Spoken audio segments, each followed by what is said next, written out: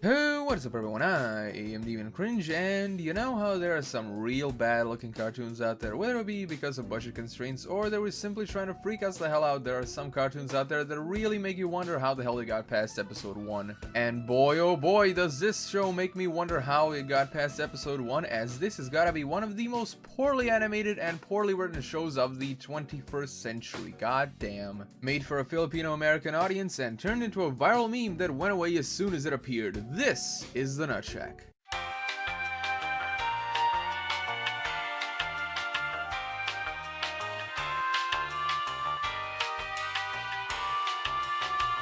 So, The Nutshack is an American cartoon made by Ramon Lopez and Jesse Hernandez, which aired on Mix TV in the US and the Philippines. The show featured amateur animation, laughably bad writing, and jokes even a 5-year-old wouldn't laugh at. Now, funny enough, or should I say sadly enough, The Nutshack actually has two claims to fame. The first one is the fact that it was actually the very first cartoon that was aimed towards a Filipino-American audience, and by the looks of it, it appears that every Filipino-American cried that day. And the second one is, of course, since the show was so badly made, it was basically a perfect recipe for success for all the wrong reasons. The story of the cartoon focused around two characters who are cousins, Phil from San Francisco and Jack from the Philippines, that live with their uncle Tito Dickman Dick. Oh boy, I can already smell the censorship Gestapo at my door. You cannot miss that Zyklon cologne. And yes, everyone, I know that was one of the shortest descriptions ever. There's gotta be more, but honestly, that's pretty much what happens, you know, in the story. Like, it's just about, you know, Phil and Jack and Tito basically doing weird stuff, you know, just the whole random equals funny shtick. There are also some other characters that get thrown into the mix, but it's mostly just about them, plus one of the other characters who is also,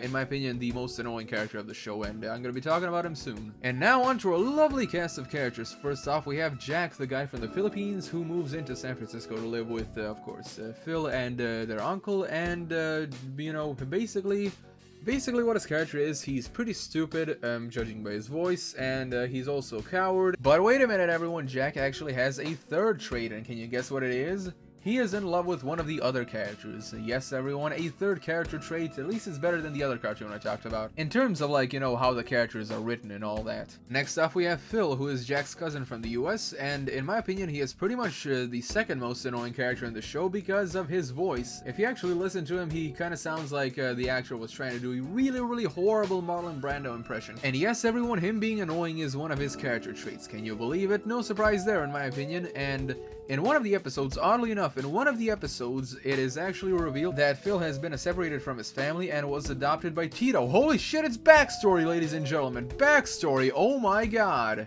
Honestly, everyone, when I take a look at a show like this, I am not expecting any sort of, like, meaningful backstory or, like, origin story about any of the characters.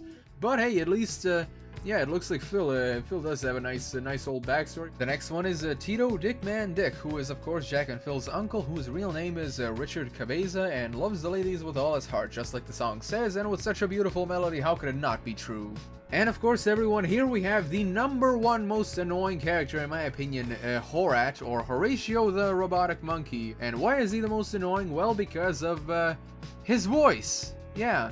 The reason is because they pitched his voice for some reason, which is somehow supposed to make him funny, because, yeah, raising a character's voice is, yeah, it's funny. You know, it really does remind me of that really stupid-ass trend in the YouTube commentating community, like, oh my god, fucking loud equals funny, super fucking bass or whatever, blah blah blah. You know what I'm talking about. Spoiler warning, it didn't make him funny at all. Plus, he has 3 character traits. The first one is he is passive-aggressive, he is sex-crazed, and he throws his own crap at people. Now, of course, there are other characters in the show, but honestly, it mostly revolves around, you know, the main 4 and all that, so the less I have to talk about the show, the better. Plus, I already got a headache writing the script, so I don't want to make it worse. And the show itself really doesn't have that much of a main plot, besides the whole Jack moves into the US and lives with his cousin and uncle, and the episodes are basically just one-offs and all that. The humor is honestly just bottom of the barrel, and you really have to have nerves of steel just to survive through a single episode, which is especially hard since there are some episodes that are over 30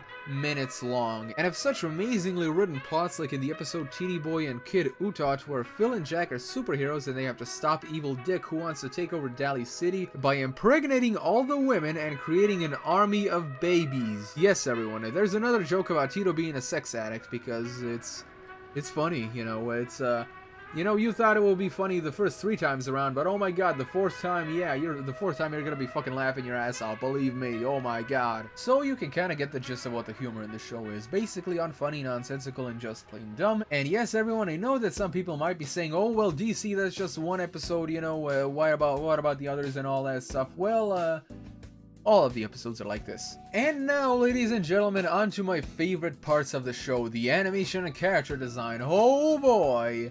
This cartoon literally looks like it was made by an amateur on Newgrounds in the early 2000s. Like, okay, are you ready for this, everyone? Even King Arthur's Disasters looks better than this. And that's not a good thing, okay? Like, when you make a show that looks worse than this, you know you screwed up, okay? The character design itself is absolutely lazy, with characters having really odd shapes with their bodies and just horribly deformed tumor hands that are just so big, you know, like they're literally bigger than their heads. And honestly, everyone, I really do wonder how a studio with a budget can make something as bad as this. It really is hilarious that season 2 actually came 4 years after season 1. Like, seriously, folks, was this show really that hard to make that they actually needed all that time just to make a 7-episode season? I mean, seriously, folks, I don't want to sound like one of those people that are trying to steer someone's creative vision, if you can even call it a creative vision. But honestly, if you take that long, if you take 4 years to make make 7 episodes, okay, with such bad animation, god-awful writing, and just bad voice acting to boot, maybe being a cartoonist really ain't the thing for you, you know, just it's a little bit of advice. So in closing, the Nutshack only had 16 episodes, and honestly, it really is a surprise that season 2 even got on the air.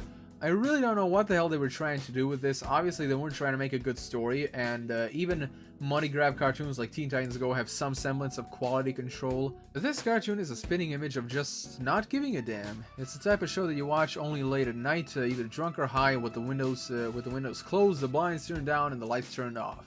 And all of that, ladies and gentlemen, is why the Nutshack is one of the ugliest animes ever. Anyway, everyone, thank you all so much for watching. Be sure to subscribe and press the bell icon. And if you wish to support me in a different way, my Patreon link is in the description below. And as always, I'm Demon Cringe. I'll be seeing you guys in the next video.